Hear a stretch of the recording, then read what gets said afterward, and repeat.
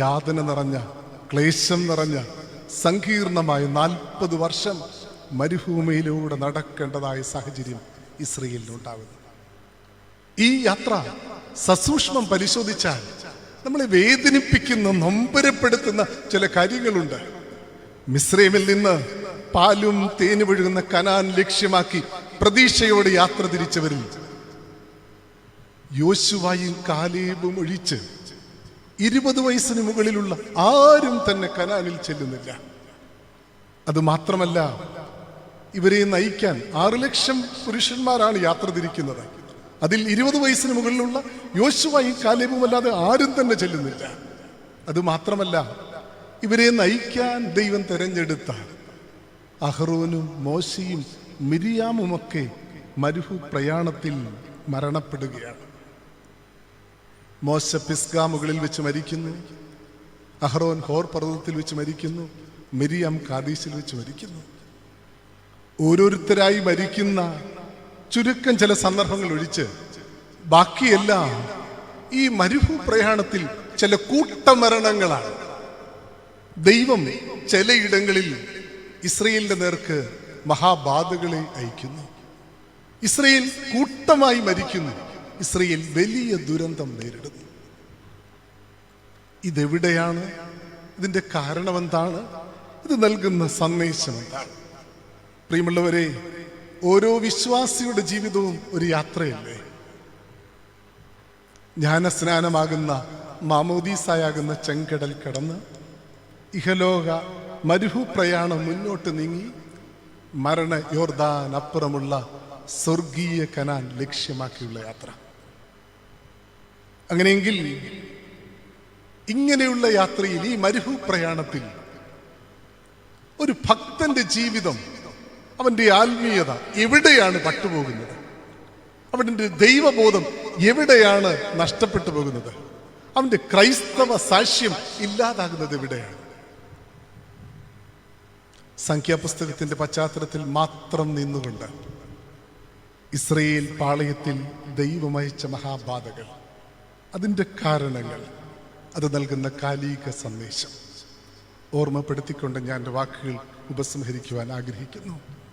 ഇത് ഞാൻ പറയുമ്പോൾ ഒരു മൂവി കണക്ക് നിങ്ങൾ കാണണം.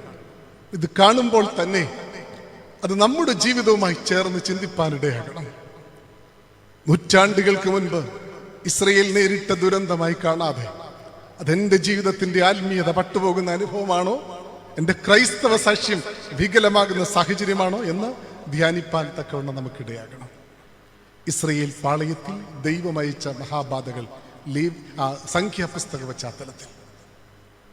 ഒന്ന്, സംഖ്യാപുസ്തകം 11-ാം അധ്യായം 33-34 വാക്യങ്ങൾ. വേദപുസ്തകം ആരുടെയെങ്കിലും കയ്യിലുണ്ടെങ്കിൽ വായിക്കാം. ഏതായാലും അങ്ങനെ ഒരു നല്ല കാര്യം എല്ലാവരും ചെയ്തിട്ടുണ്ട്, ആരും കൊണ്ടുവന്നിട്ടില്ല. ഞാൻ തന്നെ വായിക്കാം. ഇറച്ചി അവരുടെ പല്ലിനിടയിൽ ഇരിക്കുമ്പോൾ തന്നെ, അവ ചവച്ചിറക്ക് മുൻപ് തന്നെ യഹോവയുടെ കോപം ഇസ്രായേലിന്റെ നേരെ ജ്വലിച്ചു. യഹോവ ഒരു മഹാബാധ കൊണ്ട് ഇസ്രായേലിനെ സംഹരിച്ചു. ദുരാഗ്രഹികളുടെ കൂട്ടത്തെ കുഴിച്ചിട്ടതുകൊണ്ട് ആ സ്ഥലത്തിന് ഹീബ്രൂത്ത് ഹത്താവ എന്ന് പേരായി. സർവശക്തനായ ദൈവം അത്ഭുതകരമായി ഇസ്രായേലിനെ മരുഭൂമിയിലൂടെ നയിക്കുകയാണ്. മരുഭൂമി മുഴുവനും പ്രതികൂലമാണ്.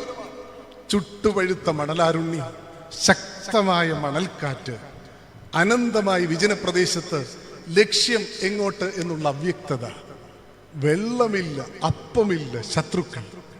പക്ഷെ ഈ പ്രതികൂലതകളെ മുഴുവനും സർവശക്തനായ ദൈവം അനുകൂലമാക്കുന്നു. ചുട്ടുപഴുത്ത പാറയിൽ നിന്ന് അവർക്ക് വെള്ളം നൽകുന്നു.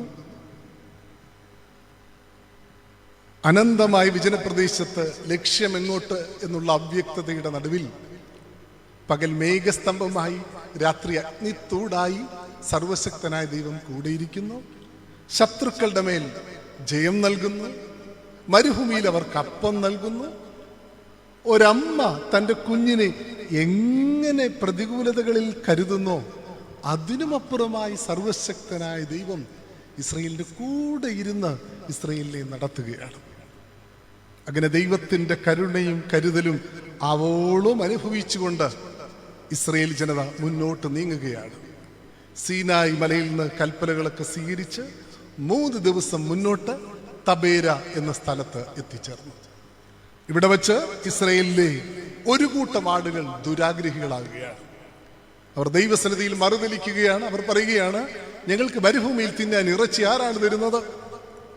ഞങ്ങൾ മിസ്രൈമിലായിരുന്നപ്പോൾ അവിടെ ഞങ്ങൾക്ക് പച്ചക്കറികൾ ഉണ്ടായിരുന്നു, മത്സ്യമുണ്ടായിരുന്നു. ഇവിടെ മഞ്ഞയല്ലാതെ ഒന്നുമില്ല. ഈ സാരമല്ലാത്ത ആഹാരം ഞങ്ങൾക്ക് വെറുപ്പാണ്. ഞങ്ങളുടെ പ്രാണൻ വിശന്ന് പൊരിഞ്ഞിരിക്കുന്നു. എന്ത് ദൈവനിഷേധമാണ് ഇവർ പറയുന്നതെന്ന് ഓർത്തോണം.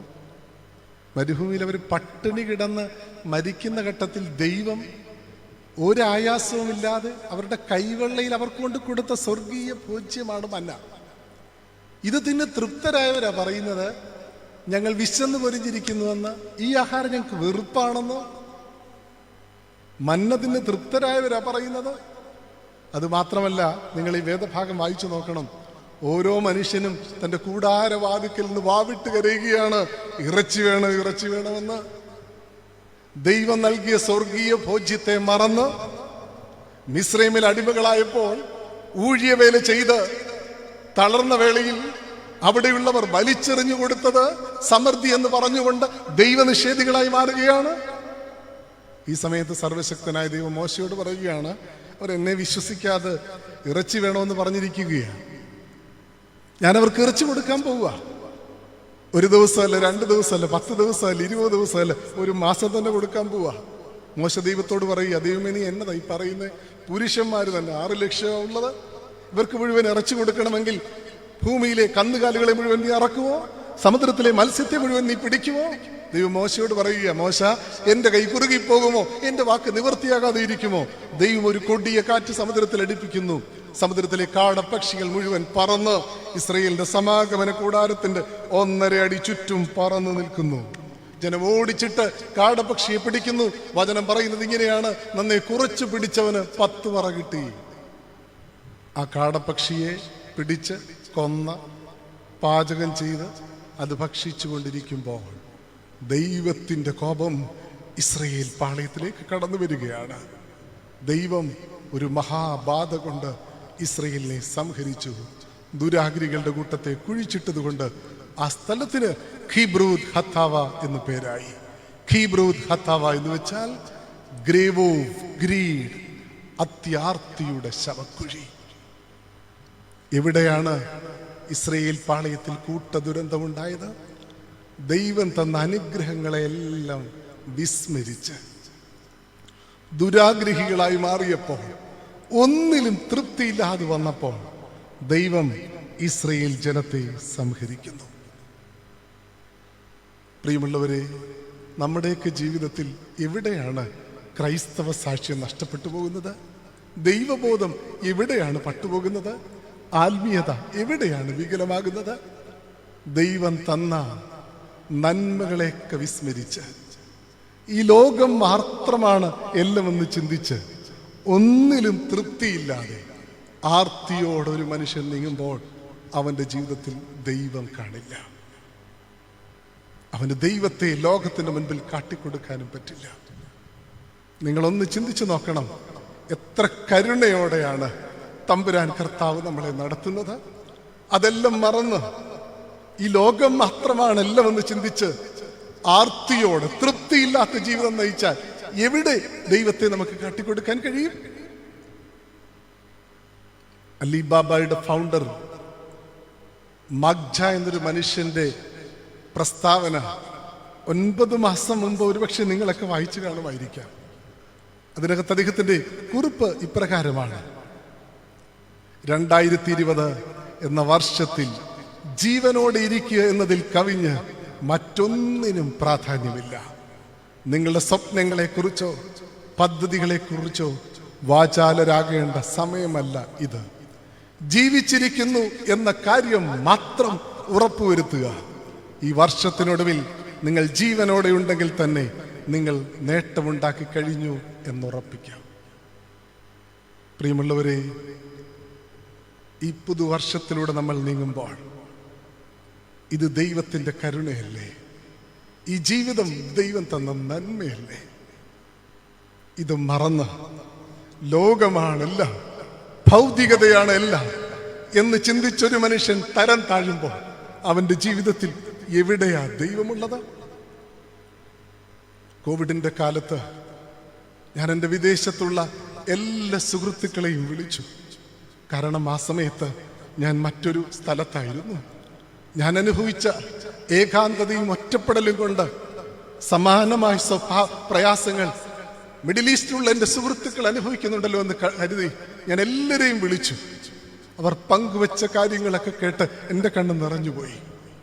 അതിലെൻ്റെ ഒരു സ്നേഹിതൻ പറഞ്ഞത് ഇങ്ങനെ, കുവൈറ്റിലുള്ള എൻ്റെ ഒരു സുഹൃത്ത്, അച്ഛാ 2.5 മാസമായി ജോലി നഷ്ടപ്പെട്ടിട്ട്, പക്ഷെ വീട്ടിൽ അറിയിച്ചിട്ടില്ല, അമ്മയും ഭാര്യയും മക്കളെ അറിയിച്ചിട്ടില്ല. ഓരോ മാസവും അയക്കുന്നത് പോലെ മറ്റുള്ളവരോട് കടം മേടിച്ച് പൈസ അയച്ച് വീട്ടിൽ കൊടുക്കും. അവരെ അത് അറിയിക്കാൻ എനിക്ക് പറ്റില്ല അച്ഛാ. എൻ്റെ പല സ്നേഹിതർക്കും കോവിഡാ. ഞാൻ എൻ്റെ മുറിയിലിരിക്കുക, എനിക്ക് പുറത്തിറങ്ങാൻ പറ്റുന്നില്ല. എന്താ ഞാൻ ചെയ്യേണ്ടത്? ഒറ്റ പ്രാർത്ഥനയുള്ളൂ എനിക്ക്, ദൈവമേ, കോവിഡ് ബാധിച്ച അനാഥ പ്രേതം പോലെ ഇവിടെ കിടന്ന് മരിക്കരുത്.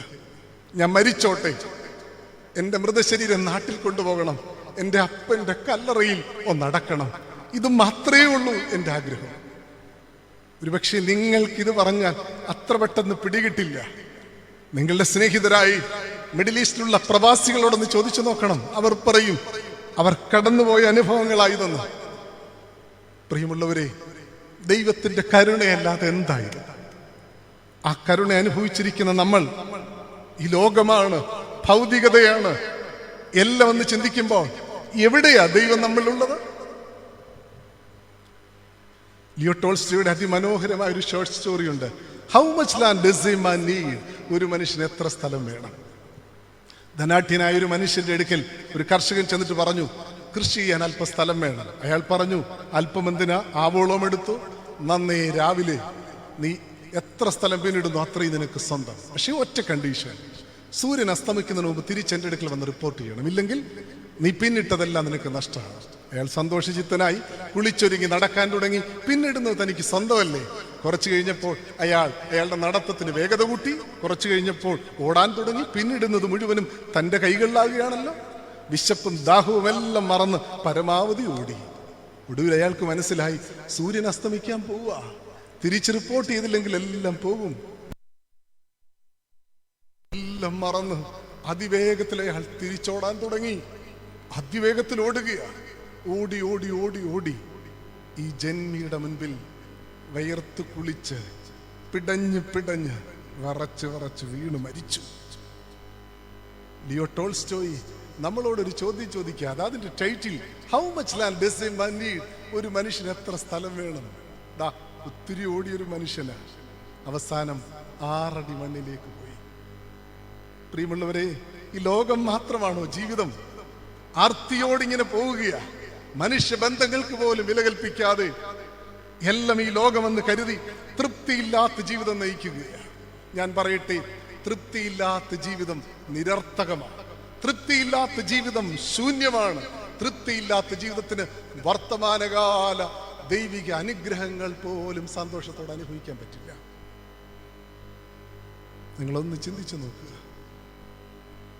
ജീവിതത്തിലുള്ളതിൽ തൃപ്തിയോടെ ദൈവം ചെയ്ത നന്മകളിൽ വിനയത്തോട് ജീവിക്കാൻ ഇടയാകുമ്പോഴാണ് ക്രൈസ്തവ ജീവിതം അതിന്റെ സാക്ഷ്യത്തിലെത്തുന്നത്. സ്വയം ഒന്ന് ആത്മശോധന ചെയ്യുക. ഈ കാലത്തെ പറ്റി പറയുന്നത് 5 കാര്യങ്ങളാണ്. 1, കൾച്ചർ ഓഫ് ഹാവിങ്, എത്ര കിട്ടിയാലും മതിയാകാത്ത ഒരു സംസ്കാരം. 2, കൾച്ചർ ഓഫ് മറ്റീരിയലിസം, ഭൗതികവാദം. 3, കൾച്ചർ ഓഫ് എന്റർടൈൻമെന്റ്, അടിച്ചു പൊളിച്ച് ജീവിക്കുക. 4, കൾച്ചർ ഓഫ് സെൽഫ്, സ്വയകേന്ദ്രീകൃത ജീവിതം. 5, culture of science and technology. Science and technology വേണ്ട എന്നല്ല പറയുന്നത്, പക്ഷെ അത് മാത്രം ജീവിതമാകുമ്പോൾ അപകടമാണ്. വെട്ടിപ്പിടിക്കുക, നേടുക, ഭൗതികത, സ്വയകേന്ദ്രീകൃതമായ ജീവിതം, ആസ്വദിക്കുന്ന ജീവിതം, യുക്തിയും ബുദ്ധിയും മാത്രമെന്ന് കരുതി ജീവിക്കുമ്പോൾ എവിടെയാ ദൈവമുള്ളത്? എവിടെയാ ദൈവമുള്ളത്? മനുഷ്യബന്ധങ്ങൾ പോലും ഇക്കാലങ്ങൾ ഭൗതികതയുടെ മുൻപിൽ അറുത്തുമുറിച്ചു മാറ്റുകയല്ലേ? സഹോദര ബന്ധം, മാതാപിതാക്കളുമായുള്ളൊരു ബന്ധം, നാം ഇടപെടുന്ന ഇടങ്ങളിലെ ബന്ധം ആർത്തിയോട് ഓടുകയാ. എവിടെ ചെന്നെത്താനാ? ഇന്ത്യയിലെ പത്രങ്ങളിലെല്ലാം ഒരു 4-5 വർഷം മുമ്പ് വന്നൊരു വാർത്തയാണ്, ടെക്നോജീനിയസ് ചേഞ്ച്ഡ് ഇൻടു സൈബർ ക്രിമിനൽ. മലയാള പത്രങ്ങളിൽ വന്ന വാർത്ത ഇങ്ങനെയാണ്, പ്രതിഭ വഴിപിഴച്ചു, IT വിസ്മയം ജയിലിൽ. IT ലോകത്തിലെ അത്ഭുത ബാലൻ ശിവേന്ദു മാധവ് തട്ടിപ്പ് കേസിൽ അറസ്റ്റിൽ. ആരാ ശിവേന്ദു മാധവ്? ബീഹാറിലെ ഒരു ദരിദ്ര കുടുംബത്തിൽ അവൻ ജനിച്ചവന്റെ ആദ്യത്തെ പഠനകാലത്ത് തന്നെ അധ്യാപകർ ഒന്നടങ്കം പറഞ്ഞു, ഇവന്റെ ശരീരം മുഴുവൻ തലച്ചോറാണ്. അത്ര മെഗാ ജീനിയസ്. 11ാമത്തെ വയസ്സിൽ ഗൂഗിളിനെ വെല്ലുന്ന സെർച്ച് എഞ്ചിൻ അവൻ സൃഷ്ടിച്ചു. 14ാമത്തെ വയസ്സിൽ അവൻ ഉണ്ടാക്കി ബ്ലോഗിംഗ് വെബ്സൈറ്റ്. അമേരിക്കയിൽ ഒരു മനുഷ്യൻ ലക്ഷങ്ങൾ കൊടുത്ത വാങ്ങിയത്. ലോകം മുഴുവൻ ചിന്തിച്ചു, ലോകത്തിനുള്ള അത്ഭുതമാ ശിവേന്ദു മാധവ്. നമ്മുടെ മുൻ പ്രസിഡന്റ് APJ അബ്ദുൽ കലാം അവനെ പറ്റി നേരത്തെ പറഞ്ഞു, ഇവൻ ഇന്ത്യ ലോകത്തിന് കൊടുക്കുന്ന മിറക്കിളാ ശിവേന്ദു മാധവ്. അധികകാലം കഴിഞ്ഞില്ല, ലക്നൌവിൽ വെച്ച് ശിവേന്ദു മാധവ് അറസ്റ്റിലായി. എന്തിനാണെന്നറിയാമോ? റെയിൽവേ റിക്രൂട്ട്മെന്റ് ബോർഡിന്റെ ഒരു വ്യാജ വെബ്സൈറ്റ് ഉണ്ടാക്കി ഉദ്യോഗാർത്ഥികളിൽ നിന്ന് കോടികൾ കവർന്നു.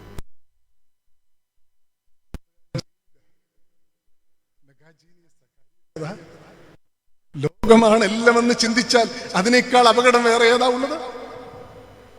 മനുഷ്യബന്ധങ്ങൾ പോലും ലോകത്തിന് മുൻപിൽ അറുത്തു മുറിച്ചു മാറ്റുകയല്ലേ? ദൈവത്തെ അന്വേഷിക്കുന്നത് പോലും ഭൗതികതയ്ക്ക് വേണ്ടിയല്ലേ? അവിടെ നമ്മുടെ ആത്മീയത എങ്ങനെ ശരിയാകും? കുറെ നാളുകൾക്ക് മുൻപ് ഒരു പ്രൊട്ടക്ഷൻ മാസികയുടെ ഒരു കുറിപ്പ് കണ്ടു, ബിസിനസ്സിൽ വിജയിക്കാൻ ഞങ്ങളുടെ പ്രാർത്ഥനാ വലയത്തിൽ പങ്കുചേരും. ബിസിനസ്സിൽ വിജയിക്കേണ്ട എന്നോ പ്രാർത്ഥനാ വലയത്തിൽ പങ്കുചേരണ്ട എന്നൊന്നുമല്ല ഞാൻ പറയുന്നത്. പക്ഷെ അതിനുവേണ്ടി ദൈവത്തെ അന്വേഷിക്കുക എന്ന് പറയുമ്പോൾ അത് വികലമായ ദൈവാന്വേഷണമല്ല. ഇവിടെയാണ് യേശുദമ്പുരാൻ പറയുന്നത്, നിങ്ങൾ എന്നെ അന്വേഷിക്കുന്നത് അടയാളം കണ്ടോണ്ടല്ല, അപ്പം കണ്ടോണ്ടാണ്. അപ്പത്തിന് വേണ്ടിയുള്ള ദൈവാന്വേഷണം, ഭൗതികതയ്ക്ക് വേണ്ടിയുള്ള ദൈവാന്വേഷണം, ആർത്തിക്ക് വേണ്ടിയുള്ള ദൈവാന്വേഷണം, അത് വികലമായ ദൈവാന്വേഷണമാണ്. അതാണ് കിബ്രൂത്ത് ഹത്താവ, ഗ്രേവ് ഓഫ് ക്രീഡ്. ഒരു മനുഷ്യന്റെ ദൈവബോധം പട്ടുപോകുന്നത് എവിടെയാണ്? ലോകം മാത്രമാണ് എല്ലാമെന്ന് ചിന്തിച്ച് ആർത്തിയോട് നീങ്ങുമ്പോൾ അവന്റെ ജീവിതത്തിൽ ദൈവം കാണില്ല. 2 സംഖ്യാപുസ്തകം 16-ാം അധ്യായം 32-ാം വാക്യം. അതിങ്ങനെയാണ്, ഭൂമി വായ്പിളർന്ന് അവരെയും അവരുടെ കുടുംബങ്ങളെയും കോരഹിനോട് ചേർന്നിട്ടുള്ള സർവസമ്പത്തിനെയും വിഴുങ്ങിക്കളഞ്ഞു. ഇസ്രായേൽ ജനത്തിന്റെ മരുഭൂമിയിലൂടെ യാത്ര മുന്നോട്ട് നീങ്ങുകയാണ്. അങ്ങനെ യാത്ര ചെയ്തവർ കാദേശിലെത്തി. കാദേശിൽ നിന്ന് അധിക ദൂരമില്ല അവരുടെ സ്വപ്നഭൂമിയായ കനാനിൽ ചെല്ലാൻ, പരമാവധി 1-2 ആഴ്ച. ശരിക്കും കാദേശ് മലവുകളിൽ നിന്ന് പാലും തേനും വീഴുന്ന കനാൻ അവർക്ക് കാണുകയും ചെയ്യാം. അതുകൊണ്ട് തന്നെ ദൈവം തങ്ങൾക്ക് തരുന്ന സ്വപ്നഭൂമി എങ്ങനെയെന്നറിയാൻ ദൈവത്തിന്റെ കൽപ്പനയനുസരിച്ച്, മോശയുടെ നിർദ്ദേശം അനുസരിച്ച് ഇസ്രായേലിലെ 12 പ്രഭുക്കന്മാർ, യോശുവയും കാലേബും ഉൾപ്പെടുന്നവർ, കനാൻ 40 ദിവസം ഉറ്റുനോക്കി അതിന്റെ സ്ഥിതിഗതികളൊക്കെ മനസ്സിലാക്കി മുന്തിരി കുലകളും മാതള പഴങ്ങളുമായിട്ട് ഇസ്രായേൽ സഭയുടെ മുൻപാകെ വരുന്നു. എന്നാൽ ദൈവം അവർക്ക് നൽകുന്ന ഈ കനാനെ പറ്റി, ആ ദൈവിക പദ്ധതിയെ പറ്റി അവർ സംശയിച്ചത് കൊണ്ട്, ഇതിനെപ്പറ്റി വിശദീകരിക്കാൻ എനിക്ക് സമയമില്ല, അതുകൊണ്ട് ഞാൻ പെട്ടെന്ന് പോവുകയാണ്. സംശയിച്ചത് കൊണ്ട് ദൈവ കോപം പാളയത്തിലേക്ക് വരികയാണ്. ദൈവം ഇസ്രായേൽ ജനത്തോട് പറയുകയാണ്, എൻ്റെ മകൻ യോശുവയും കാലേബും അല്ലാതെ മറ്റെല്ലാവരും ഞാൻ അവർക്ക് നൽകുന്ന കനാനെ പറ്റി സംശയിച്ചത് കൊണ്ട്, അത് കിട്ടുകയില്ല എന്ന് ചിന്തിച്ചത് കൊണ്ട്, എൻ്റെ മകൻ യോശുവയും കാലേബും അല്ലാതെ 20 വയസ്സിന് മുകളിലുള്ള ആരും കനാനിൽ കയറില്ല. അതുമാത്രമല്ല, 40 ദിവസം ഉറ്റുനോക്കിയില്ല, എന്നിട്ടും എൻ്റെ പദ്ധതിയെ സംശയിച്ചത് കൊണ്ട് 1 ദിവസത്തിന് 1 വർഷം കണക്ക് 40 വർഷം നിങ്ങൾ മരുഭൂമിയിൽ അലഞ്ഞു തിരിഞ്ഞ് നടക്കും. പ്രിയമുള്ളവരെ, 2 ആഴ്ച കൊണ്ട് തീരേണ്ട യാത്ര അങ്ങനെ നീളുകയാണ്, നീണ്ടുപോവുകയാണ് അനന്തമായി. യാത്ര നീണ്ടുപോയാൽ എന്താ? ദൈവത്തിന്റെ പദ്ധതികളെ അവർ സംശയിക്കുന്നുണ്ടെങ്കിലും, മോശയുടെ മുൻപിലും അഹ്റോന്റെ മുൻപിലും അവർ പിറുപിറുക്കുന്നുണ്ടെങ്കിലും, ഇതുവരെയുള്ള ഇസ്രായേലിന്റെ വലിയൊരു പ്രത്യേകത എന്താണെന്നറിയാമോ? 6 ലക്ഷം പുരുഷന്മാരുണ്ട്, എല്ലാവരുടെ കൂട്ടിയാൽ 34 ലക്ഷം ജനങ്ങളുണ്ട്. ഇവരെല്ലാം മോശ എന്ന നേതാവിന്റെ കീഴിൽ ഒരുമിച്ച് മുന്നോട്ട് നീങ്ങുകയാണ്. ഒരുമിച്ച് ഐക്യത്തോട് മുന്നോട്ട് നീങ്ങുകയാണ്. എന്നാൽ കാദേശിൽ നിന്ന് മുന്നോട്ട് നീങ്ങുമ്പോൾ ഇസ്രയേൽ പാളയത്തിൽ ആദ്യമായി കലാപക്കൊടി ഉയരുകയാണ്. കോരഹും ദാനും അബീരാമും ഓനും സംഘ സദസ്യരായ 280 പേർ ചേർന്ന മോശയുടെ നേതൃത്വത്തിനെതിരെ കലഹിക്കുകയാണ്. അവർ സഭയുടെ മുൻപാകെ നിന്ന് പറയുകയാണ്, സഭ ഒന്നാകെ വിശുദ്ധമാണ്, യഹോവ ഇതിന്റെ മധ്യയുണ്ട്, പിന്നെ അഹറോനും മോശയും എന്തിനാണ് തങ്ങളെ തന്നെ ഉയർത്തുന്നത്? ഇസ്രയേൽ പാളയത്തിൽ ആദ്യമായൊരു ഭിന്നതയുടെ വിത്ത് ഇടുകയാണ്. ജനത്തിനു വേണ്ടി എന്ന നിലയിൽ സ്ഥാനമോഹികളായ സ്വാർത്ഥ താല്പര്യമുള്ള ഇവർ ഒരു കലഹമുണ്ടാക്കുക. ജനത്തിൻ്റെ ഇടയിൽ ആശയക്കുഴപ്പമായി. എന്ത് ചെയ്യണമെന്നറിയാതെ അവരിങ്ങനെ ആകുലചിത്തരാകുന്നു. ദൈവം ഈ കോരഹിനെയും അബീരാമിനെയും ഓനിനെയും ഒക്കെ തിരഞ്ഞെടുത്ത് എന്തിനാണെന്നറിയാമോ? മോശയോട് കൂടെ നിൽക്കാനാ, മോശയ്ക്ക് പിന്തുണ കൊടുക്കാനാണ് അവരാ മോശയ്ക്കെതിരെ കലഹിക്കുന്നത്. മോശയ്ക്ക് ഇത് വലിയ വിഷമമായി. ഞാൻ നിങ്ങളോട് ചോദിക്കട്ടെ, നമ്മളെ വിഷമിപ്പിക്കുന്നത് എന്താണ്? നമ്മുടെ കൂടെയുള്ളവർ നമുക്ക് നേരെ വിരൽ ചൂണ്ടുമ്പോഴല്ലേ? പുറത്തൂടെ പോകുന്നവർ എന്തോ പറഞ്ഞാലും നമുക്ക് എന്നതാ. പക്ഷേ നമ്മെ ചങ്കോട് ചേർത്ത് പിടിക്കേണ്ട പങ്കാളി നമ്മളെ മനസ്സിലാക്കാതെ ഇരിക്കുമ്പോൾ, കുഞ്ഞുങ്ങൾ നമ്മളെ വിഷമിപ്പിക്കുമ്പോൾ, നമ്മുടെ ഉറ്റ സുഹൃത്ത് എന്ന് ചിന്തിക്കുന്ന ആള് നമുക്ക് വിരോധമായി സംസാരിക്കുമ്പോൾ, അവിടല്ലേ നമ്മുടെ മനസ്സേറെ വേദനിച്ചു പോകുന്നത്? ജൂലിയസ് സീസർ എന്നൊരു നാടകമില്ലേ, അതിൽ നമ്മുടെ കണ്ണ് നനയിപ്പിക്കുന്ന എന്താണെന്നറിയാമോ? ജൂലിയസ് സീസറിനെതിരെ ഒരു ഉപജാപക വൃന്ദം പ്രവർത്തിക്കുകയാണ്. അദ്ദേഹത്തെ സ്ഥാനഭ്രഷ്ടനാക്കാൻ ശ്രമിക്കുകയാണ്. ഒടുവിൽ ജൂലിയസ് സീസറിനെ കൊല്ലുകയാണ്. കൊല്ലുന്ന വേളയിൽ ഉപജാപക വൃന്ദം തനിക്കെതിരെ തിരിയുന്ന സമയത്തും ഉപദ്രവിക്കുന്ന സമയത്തും ജൂലിയസ് സീസർ അടിപതറിപ്പോകുന്നില്ല. അവസാനം ബ്രൂട്ടസ് ജൂലിയസ് സീസറിന് നേരെ വാളോങ്ങുമ്പോഴാണ് ജൂലിയസ് സീസർ ശരിക്കും തകർന്നു പോകുന്നത്. ആ നാടകം വായിച്ചു നോക്കിക്കഴിഞ്ഞാൽ അറിയാം, ജൂലിയസ് സീസർ അയാളെ സ്നേഹിക്കുന്നതിനേക്കാൾ കൂടുതൽ ബ്രൂട്ടസിനെ സ്നേഹിച്ചിരുന്നു, ബ്രൂട്ടസിനെ ഇഷ്ടപ്പെട്ടിരുന്നു. അയാൾ ജൂലിയസ് സീസറിന് നേരെ വാളോങ്ങിയതാണ് ജൂലിയസ് സീസറിനെ തകർത്ത് കളഞ്ഞത്. അപ്പോഴാ സമയത്ത് അതിലൊരു സെന്റൻസ് ഉണ്ട്, യു ടു ബ്രൂട്ടസ്, ബ്രൂട്ടസെ നീയും. മോശയോട് കൂടെ നിൽക്കേണ്ടവർ, പിന്തുണ കൊടുക്കേണ്ടവർ, സഹായങ്ങളെല്ലാം ചെയ്യേണ്ട ആളുകൾ, അവരാണ് മോശയ്ക്കെതിരെ കലഹിക്കുന്നത്. പ്രിയമുള്ളവരെ, പാളയത്തിന് പുറത്തുള്ള ശത്രുതയൊന്നും നമുക്ക് വിഷയമില്ല. പാളയത്തിനകത്ത് നമ്മുടെ ചങ്കോട് ചേർന്നിരിക്കുന്നവർ നമുക്ക് നേരെ തിരിയുമ്പോഴാണ് നാം വേദനിച്ചു പോകുന്നത്, തളർന്നു പോകുന്നത്. മോശ കരയുകയാണ്, ദൈവസന്നിധിയിൽ കരയുകയാണ്, ദൈവത്തോട് പറയുക, ദൈവമേ, ഒരു കഴുതയെപ്പോലും ഞാൻ അവരിൽ നിന്ന് വാങ്ങിയിട്ടില്ലല്ലോ. നിങ്ങൾ മോശയുടെ ജീവിതം നോക്കിക്കോണം. ഇസ്രായേലിന് വേണ്ടി ജീവിതം മുഴുവൻ ഒഴിഞ്ഞുവെച്ച, ഹോമിച്ച ഒരു മനുഷ്യനായിരുന്നു മോശ. അയാൾക്കെതിരെയാണ് കലഹമുണ്ടാക്കുന്നത്. ദൈവം ഇവരെ നശിപ്പിക്കാൻ പോവുക. ഇപ്പൊ മോശ ദൈവസന്നിധിയിൽ വന്നിട്ട് പറയുന്നുണ്ട്, ദൈവമേ, സാധാരണ പോലെ നശിപ്പിക്കരുത്, ഒരു അപൂർവ കാര്യം ചെയ്യണം. എന്താ സംഭവിച്ചെന്നറിയാമോ? ഭൂമി പിളരുന്നു, കോരഹിനെയും കൂട്ടരെയും അവരോടുള്ള സർവരെയും വിഴുങ്ങിക്കളയും. ഇസ്രയേൽ പാളയത്തിൽ ഉണ്ടായ രണ്ടാം കൂട്ടദുരന്തം എന്താണെന്നറിയാമോ? കലഹമുണ്ടാക്കിയവരെ, ഭിന്നത ഉണ്ടാക്കിയവരെ ദൈവം നശിപ്പിക്കുന്നു. ഗ്രേവ് ഓഫ് റെബലിയൻ, കലഹത്തിന്റെ ശവക്കുഴി. പ്രിയമുള്ളവരെ, എനിക്ക് നിങ്ങളോട് പറയാനുള്ള കാര്യം ഇതാണ്. ഈ പെരുന്നാളിൽ സംബന്ധിക്കുമ്പോൾ എവിടെയാണെന്നറിയാമോ നമ്മുടെ സാക്ഷ്യം നഷ്ടപ്പെടുന്നത്? എവിടെ ഭിന്നതയുണ്ടോ, എവിടെ കലഹമുണ്ടോ, അവിടെ ദൈവം കാണില്ല. അത് നമ്മുടെ വീടായാലും പള്ളിയായാലും സമൂഹമായാലും സഭയായാലും. കലഹമുള്ള ഇടങ്ങളിൽ ദൈവം കാണില്ല. എവിടെ നമുക്ക് ദൈവത്തെ കാട്ടിക്കൊടുക്കാൻ പറ്റും?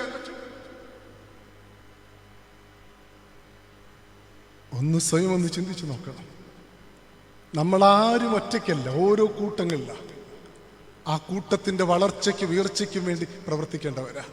ഇതിനർത്ഥം വിഭിന്ന അഭിപ്രായം ഉണ്ടാകരുതെന്നല്ല. വ്യത്യസ്ത അഭിപ്രായം ഉണ്ടായാലും അത് ആ കൂട്ടത്തിന്റെ സമഗ്രമായ വളർച്ചയ്ക്കും ക്രിയാത്മകമായ ഉയർച്ചയ്ക്കുമായിരിക്കണം.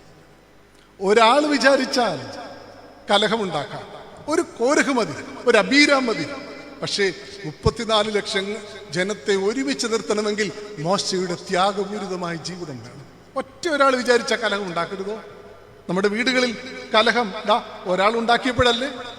പള്ളിയിൽ നാം ഇടപെടുന്ന സമൂഹങ്ങളിൽ കലഹമുണ്ടാക്കുക എന്നൊക്കെ പറയുന്ന നിസ്സാര കാര്യമാണ്, ആര് വിചാരിച്ചാലും പറ്റും.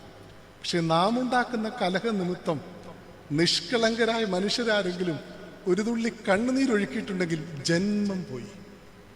നിങ്ങൾ ആലോചിച്ച് നോക്കിക്കോണം, മോശയുടെ കണ്ണുനീര് കണ്ടുകൊണ്ടാണ് ഭൂമി പിളരുന്നത്. ഞാൻ പറയട്ടെ, നാം ഉണ്ടാക്കുന്ന പ്രയാസങ്ങൾ നിമിത്തം നിഷ്കളങ്കരായ ആരെങ്കിലും ഒരു തുള്ളി കണ്ണുനീരൊഴുക്കിയിട്ടുണ്ടെങ്കിൽ ജീവിതം രക്ഷപ്പെടും. ഏതിടങ്ങളിലായിക്കൊള്ളട്ടെ. സ്വയം ഒന്ന് ആത്മശോധന ചെയ്യും. വചനം പറയുന്നത് ഇങ്ങനെയാണ്: എൻ്റെ ചെറിയ വല്ലൊരുത്തിന് ഇടർച്ച വരുത്തിയാൽ അവൻ്റെ കഴുത്തിൽ ഒരു തിരകല്ല് കെട്ടിയിട്ട് സമുദ്രത്തിൽ എറിയണം, പൊങ്ങരുതെന്ന്. അത്ര കഠിനമായിട്ടാണ് ഭിന്നത ഉണ്ടാക്കുന്നവരെ പറ്റി വേദപുസ്തകം പറയുന്നത്. നമ്മുടെ ഇടങ്ങൾ ഏതുമായിക്കൊള്ളട്ടെ, അവിടെ സ്നേഹവും സന്തോഷവും സഹവർത്തിത്വവും നിലനിർത്തേണ്ട ഇടങ്ങളാണ്. പ്രത്യേകിച്ച് ഈ സമയത്ത് നമ്മുടെ ഭവനങ്ങളെ പറ്റി ഏറെ ചിന്തിക്കണം പ്രിയമുള്ളവരെ. എല്ലാം ഉണ്ട് നമ്മുടെ വീടുകളിൽ, പക്ഷേ സന്തോഷവും സമാധാനമില്ലെങ്കിൽ എന്ത് പ്രയോജനമാണ്? ഒടുങ്ങാത്ത കലഹത്തിന്റെ വേദിയാണ് എങ്കിൽ എന്ത് പ്രയോജനമാണ്? എന്ത് സാക്ഷ്യമാണ് കൊടുക്കാൻ പറ്റുന്നത്? നമ്മുടെ കുഞ്ഞുങ്ങൾക്ക്, നമ്മുടെ പങ്കാളിക്ക്, നമ്മുടെ മാതാപിതാക്കൾക്ക്, പൊതുസമൂഹങ്ങളിൽ. ഞങ്ങൾ അച്ഛന്മാര് ചില വീടുകളിൽ പോകും, ജീവിതത്തിന്റെ രണ്ടറ്റ കൂട്ടിമുട്ടിക്കാൻ ബന്ധപ്പെടുന്നവരായിരിക്കാം. പക്ഷെ ആ വീടുകൾ ചെല്ലുമ്പോൾ ഞങ്ങൾക്ക് കിട്ടുന്ന ഒരു പോസിറ്റീവ് എനർജി ഉണ്ട്. ഭാര്യ ഭർത്തൃ ബന്ധം, മക്കളും മാതാപിതാക്കളും തമ്മിലുള്ള ഒരു മമതയുടെ അനുഭവം, സഹോദരങ്ങൾ തമ്മിലുള്ള ഹൃദ്യമായ ഇടപെടൽ, അതല്ലേ സ്വർഗം. എന്നാൽ ചിലയിടങ്ങളിലുണ്ട്, ആവോളവുമുണ്ട്, രണ്ട് ധ്രുവങ്ങളില്ല. എന്തോ പ്രയോജന? എല്ലാമുണ്ട്, ഒടുങ്ങാത്ത കലഹമായി നമ്മുടെ ഭവനങ്ങൾ മാറിയ എന്ത് പ്രയോജനമാ? ഒരാളുടെ 110ാം ചരമവാർഷികമായിരുന്നു ഒരു മാസം മുമ്പ് ആചരിച്ചത്. വിശ്വസാഹിത്യകാരൻ ലിയോ ടോൾസ്റ്റോയ്. ആ മനുഷ്യനെ പറ്റി നിങ്ങൾ വായിച്ചു കാണുമല്ലോ. 5000 ഏക്കർ സ്ഥലമുള്ള മനുഷ്യനാണ്. 10 സെന്റ് നമുക്ക് തികച്ചില്ല. 5000 ഏക്കർ സ്ഥലം, 800 പരിചാരകന്മാരായിരുന്നു അയാൾക്കുണ്ടായിരുന്നത്. സാഹിത്യ ലോകത്തെ തന്റെ രചനകൾ കൊണ്ട് ചലിപ്പിച്ച മനുഷ്യനാണ് വിശ്വസാഹിത്യകാരൻ ലിയോ ടോൾസ്റ്റോയ്. പക്ഷെ നമുക്കറിയാത്ത ചില കാര്യമുണ്ട്. അയാളുടെ കുടുംബജീവിതം എന്നും കലഹമായിരുന്നു. അയാളുടെ ഭാര്യ സോഫിയ എല്ലാ ദിവസവും കലഹമാണ്. ഒരു ദിവസം ലിയോ ടോൾസ്റ്റോയ്ക്ക് നന്നേ പനിച്ച സമയം, അന്നും കലഹമുണ്ടായി. കലഹത്തിൽ നിന്ന് രക്ഷപ്പെടുവാൻ അയാൾ വീട് വിട്ടിറങ്ങി ഏതോ ഒരു ട്രെയിനിൽ കയറി യാത്ര ചെയ്തു. ഏതോ റെയിൽവേ സ്റ്റേഷനിൽ ചെന്നിരുന്നു. നേരം വെളുക്കാൻ തക്കവണ്ണം ആ റെയിൽവേ സ്റ്റേഷനിലെ ഒരു ബെഞ്ചിൽ ചെന്നിരുന്നു. രാവിലെ മഞ്ഞു കോരാൻ വന്നവരാ കണ്ടത്. അവരുടെ പ്രിയപ്പെട്ട സാഹിത്യകാരൻ തെരുവ് തണ്ടി കണക്ക് മരിച്ചിരിക്കുന്നു. തന്റെ രചനകൾ കൊണ്ട് ലോകത്തെ ചലിപ്പിച്ച മനുഷ്യൻ റഷ്യയിലെ ഒരു റെയിൽവേ സ്റ്റേഷനിലെ ആ പ്ലാറ്റ്ഫോമിലെ ബെഞ്ചിൽ തെരുവ് തണ്ടി കണക്ക് മരിച്ചിരിക്കുന്നു. എല്ലാം ഉണ്ടായാലെന്താ? സമാധാനവും സന്തോഷമില്ല. എന്തോ പ്രയോജന. നമ്മുടെ കുഞ്ഞുങ്ങൾ പറയത്തില്ലേ, ഒന്നും വേണ്ട അപ്പ അമ്മ, കുറച്ച് സ്വസ്ഥത തന്നാ മതിയെന്ന്. നമ്മുടെ മാതാപിതാക്കൾ ചിലപ്പോൾ നാം കാട്ടിക്കുടിക്കുന്നത് കണ്ടിട്ട് പറയത്തില്ലേ, ദൈവമേ ഈ വീടൊരു നരകമാകുകയാണല്ലോ എന്ന്. പ്രിയമുള്ളവരെ, സന്തോഷകരമായ ജീവിതത്തിന് മറ്റൊന്നും ഒരു ഘടകമല്ല. സ്നേഹവും സഹവർത്തിത്വവും നിലനിർത്തുന്ന ഒരു സാക്ഷ്യമുണ്ടാകുക എന്നുള്ളതാണ്. എവിടെ കലഹമുണ്ടോ, എവിടെ ഭിന്നതയുണ്ടോ, അവിടെ ദൈവം കാണില്ല. നമ്മുടെ കുടുംബങ്ങളേറെ ചിന്തിക്കണം. ഞാനൊരു കാര്യം പറയട്ടെ, നമ്മുടെ കുടുംബം പോലെ സ്വർഗം വേറെ ഒന്നുമില്ല. ഞാൻ ചിന്തിക്കുന്നു, നിത്യതയിലുള്ളത് ഇതിന്റെ എക്സ്റ്റൻഷൻ മാത്രമാണ്. സ്നേഹവും സന്തോഷവും സഹവർത്തിത്വവും ഉണ്ടെങ്കിൽ സ്വർഗരാജ്യമാണ് നമ്മുടെ വീട്. പക്ഷെ അതില്ലെങ്കിലോ അതുപോലെ നരകതുല്യം വേറെ ഒന്നുമില്ല. നമ്മുടെ കുഞ്ഞുങ്ങൾ പറയത്തില്ലേ, പ്രിയപ്പെട്ടവർ പറയത്തില്ലേ, ശരിക്കും നരകമായി ജീവിതമെന്ന്. വേറെ ഒരിടവും പോണ്ട, ആ നരകം തന്നെ ഇത്. സച്ചിൻ തെണ്ടുൽക്കറിന്റെ വാങ്കേ സ്റ്റേഡിയത്തിന്റെ അവസാന മത്സരത്തിന് ശേഷം അദ്ദേഹം ഒരു 10 മിനിറ്റ് ഒരു വിടവാങ്ങൽ പ്രസംഗം നടത്തി. നിങ്ങളൊക്കെ ശ്രദ്ധിച്ചിട്ടുണ്ടോ അത്? എന്നെ വളരെ ആകർഷിച്ചു. തനിക്ക് ആരോടൊക്കെ നന്ദിയുണ്ടോ അവരോടൊക്കെ നന്ദി അർപ്പിക്കുകയാണ്. അതിൽ നമ്മുടെ ഹൃദയത്തെ തൊട്ടത് ഡോക്ടർ അഞ്ജലിയെ പറ്റി പറഞ്ഞതാണ്. സച്ചിൻ പറഞ്ഞു, എൻ്റെ ജീവിതത്തിലെ ബ്യൂട്ടിഫുൾ മൊമെന്റ് ഏതാണെന്നറിയാമോ? ഡോക്ടർ അഞ്ജലി എൻ്റെ ജീവിതത്തിലേക്ക് വന്നത്. കുറച്ച് കഴിഞ്ഞ് നമ്മളോടൊരു ചോദ്യം കണക്ക് സച്ചിൻ ചോദിച്ചു, എൻ്റെ ബെസ്റ്റ് പാർട്ട്ണർഷിപ്പ് ഏതാണെന്നറിയാമോ? നമ്മളൊക്കെ ചിന്തിച്ചു ദ്രാവിഡോ ധോണിയോ ഒക്കെ ആയിരിക്കാം. തെല്ല് നിർത്തി സച്ചിൻ ഇങ്ങനെ പറഞ്ഞു, എൻ്റെ പ്രിയപ്പെട്ടവൾ ഡോക്ടർ അഞ്ജലിയോടൊത്തുള്ള ജീവിതമാണ് എൻ്റെ ബെസ്റ്റ് പാർട്ട്ണർഷിപ്പ്. ഈ സമയത്ത് ക്യാമറ ഗാലറിയിലേക്ക് പോയി അഞ്ജലിയെ കാണിച്ചു തന്നു നമുക്ക്. അഞ്ജലി കണ്ണാടി മാറ്റിയിട്ട് കണ്ണ് തുടച്ചു. പ്രിയമുള്ളവരെ, നമ്മുടെയൊക്കെ ദാമ്പത്യ ജീവിതത്തെ പറ്റി ഒന്ന് ചിന്തിക്കുക. അതിനേക്കാൾ ബ്യൂട്ടിഫുൾ മൊമെന്റ് വേറെ ഒന്നുമില്ല. പക്ഷെ മുന്നോട്ടുള്ള യാത്രയിൽ എൻ്റെ പങ്കാളിയുമൊത്തുള്ള ജീവിതമാണ് എൻ്റെ മഹത്തായ കൂട്ടുകെട്ടെന്ന് പറയാൻ പറ്റുന്നുണ്ടോ? നമ്മുടെ കുടുംബത്തിൽ സ്നേഹത്തിൻ്റെ സഹവർത്തിത്വത്തിൻ്റെ സാക്ഷ്യം നിലനിർത്തുന്നില്ലെങ്കിൽ എന്ത് പ്രയോജനമാണ്? നമ്മുടെ ഇടങ്ങൾ ഏതുമായിക്കൊള്ളട്ടെ, കുടുംബം മാത്രമല്ലല്ലോ, ഇടപെടുന്ന ഏത് മേഖലകളും അവിടെ കലഹവും ഭിന്നതയും ഉണ്ടായാൽ അവിടെ ദൈവം കാണില്ല. ഈ സമയത്ത് നമ്മളൊക്കെ ഓർക്കും, നമ്മുടെ സഭയെപ്പറ്റി കലഹങ്ങളും ഭിന്നതകളും ഒക്കെ ഉണ്ടല്ലോ, അതെങ്ങനെ ന്യായീകരിക്കാൻ പറ്റുമെന്ന്. മലങ്കര ഓർത്തഡോക്സ് സുറിയാനി സഭ എന്നും നിലകൊള്ളുന്നത് ഭിന്നിച്ചു പിരിയാനല്ല, ഒന്നായിട്ട് നിന്ന് ക്രൈസ്തവ സാക്ഷ്യം നിലനിർത്താനാണ്. എവിടെ കലഹമുണ്ടോ, എവിടെ ഭിന്നതയുണ്ടോ, അവിടെ ദൈവം കാണില്ല. രണ്ടാമത്തെ കൂട്ടദുരന്തം, ഗ്രേവ് ഓഫ് റെബലിയൻ. 3 സംഖ്യാപുസ്തകം 21:6. അപ്പോൾ യഹോവ ഇസ്രയേൽ പാളയത്തിൽ അഗ്നി സർപ്പങ്ങളെ അയച്ചു, അവ ജനത്തെ കടിച്ചു, ഇസ്രയേലിൽ വലിയ ജനം മരിച്ചു. ഇസ്രയേൽ ജനത ഏതോം ദേശം ചുറ്റിപ്പോകുവാൻ ഹോർ പർവ്വതത്തിൽ നിന്ന് ചെങ്കടൽ വഴിയായി യാത്ര നടത്തുകയാണ്. യാത്ര നീണ്ടു പോവുകയാണ്, എങ്ങും എത്തുന്നുമില്ല. 21-ാം അധ്യായത്തിന്റെ 4-ാം വാക്യം, അതുകൊണ്ട് വഴി നിമിത്തം ജനത്തിന്റെ മനസ്സ് ക്ഷീണിച്ചു, ജനം പിറുപിറുക്കാൻ തുടങ്ങി. അപ്പോൾ യഹോവ ജനത്തിന്റെ ഇടയിൽ അഗ്നി സർപ്പങ്ങളെ അയച്ചു, അവ ജനത്തെ കടിച്ചു, ഇസ്രയേൽ വലിയ കൂട്ടം മരിച്ചു. ഇസ്രയേൽ പാളയത്തിലെ 3-ാമത്തെ കൂട്ട ദുരന്തം എന്താണെന്നറിയാമോ? വഴി നടത്തിയ ദൈവത്തെ മറന്ന് ഇന്നിന്റെ വഴിയാത്രയെ പറ്റി മറുതലിച്ചവരെ ദൈവം സംഹരിക്കുന്നു. ഗ്രേവ് ഓഫ് ഇംപേഷ്യൻസ്, അസഹിഷ്ണുതയുടെ ശവക്കുഴി. എവിടെയാണ് നമ്മുടെ ക്രൈസ്തവ സാക്ഷ്യം നഷ്ടപ്പെടുന്നത്? വഴി നടത്തിയ ദൈവത്തെ മറന്ന് ഇന്നിന്റെ കുഞ്ഞു കുഞ്ഞു പ്രശ്നങ്ങളിൽ ആകുലചിത്തരാകുമ്പോൾ, മറുതലിക്കുമ്പോൾ ദൈവം നമ്മുടെ ജീവിതത്തിൽ കാണില്ല. ഇസ്രയേലിന്റെ ദൈവം ഇസ്രയേലിനെ അത്ഭുതകരമായി നടത്തുന്ന ദൈവമാണ്. നിങ്ങളൊന്ന് ചിന്തിച്ചു നോക്കിയേ, കഴിഞ്ഞ കാലങ്ങളിൽ എത്ര അത്ഭുതകരമായവരെ നടത്തി. യുക്തിക്കപ്പുറമായിട്ട് ഇടപെട്ട ദൈവമാണ്. അവരങ്ങനെ മുന്നോട്ട് നീങ്ങുകയാണ്. പാറയിൽ നിന്ന് അവർക്ക് വെള്ളം നൽകുന്നു. അതിനു മുൻപ് സമുദ്രത്തെ തുറന്ന ഉണക്കിയ നിലത്തൂടെ അവരെ നടത്തുന്നു. മരുഭൂമിയിൽ അവർക്ക് അപ്പം നൽകുന്നു, ഇറച്ചി നൽകുന്നു. ചുട്ടുപഴുത്ത മണലാരുണ്യത്തിൽ അവർക്ക് പകൽ മേഘമായി ദൈവം കൂടിയിരിക്കുന്നു. രാത്രിയിൽ അവരുടെ മുൻപിൽ അഗ്നിതൂണായിട്ട് അവർക്ക് ദൈവത്തെ കാണാം. അവരുടെ ജീവിതത്തിൽ എന്തെങ്കിലും തീരുമാനമെടുക്കേണ്ട സമയം സമാഗമന കൂടാരത്തിലേക്ക് ദൈവ തേജസ് ഇറങ്ങുന്നു. സാക്ഷ്യപെട്ടകത്തിന്റെ നടുവിൽ ഷക്കീനായി ഇറങ്ങി വരുന്നു. എത്ര അത്ഭുതകരമായിട്ട് അവരെ വഴി നടത്തിയ ദൈവമാണ്.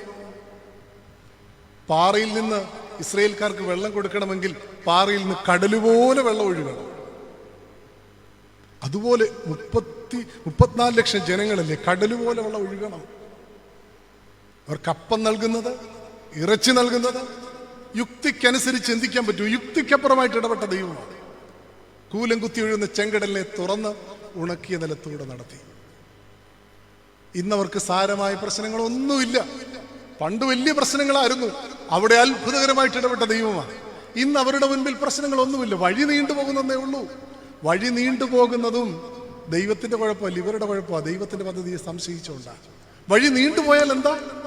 അവരുടെ മുകളിൽ ദൈവത്തെ അവർക്ക് കാണാൻ പറ്റുന്നില്ലേ? രാത്രിയിൽ അഗ്നിത്തൂണായി ദൈവം അവരുടെ മുൻപിലില്ലേ? അവരുടെ സാക്ഷ്യപെട്ടകത്തിൽ ദൈവത്തിന്റെ തേജസ് ഇറങ്ങി വരുന്നില്ലേ?